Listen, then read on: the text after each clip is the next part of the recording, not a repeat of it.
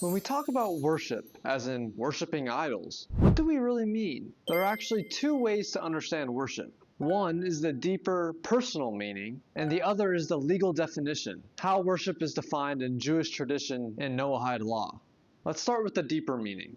Psychologist Jordan Peterson characterizes it well. He says to worship something is to prioritize, to aim at, or to sacrifice for.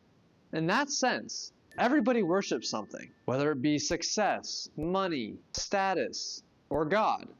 The question isn't if you worship, it's what you worship. Ideally, our highest priority, our ultimate aim, should be God. And this isn't just a modern idea. For throughout the Bible, we see that God doesn't want empty rituals or actions without meaning, intent. He wants your heart, because real worship involves intention, love, a relationship with God. It's not just going through the motions. So again, at its core, worship is prioritize, aim, sacrifice. However, legally, in Jewish and Noahide law, the definition of idol worship becomes more specific.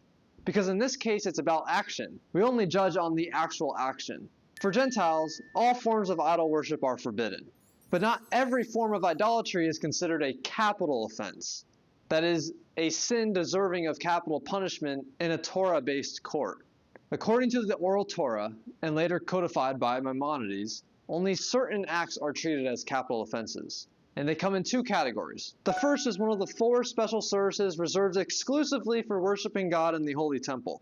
These 4 are sacrificing an animal, burning incense or offerings, pouring a libation, which is a drink offering, and prostrating yourself, bowing down.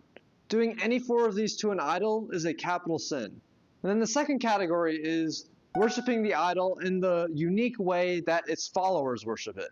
So if the idol worshippers typically spit at their idol, you should not spit at the idol. That would be a capital sin.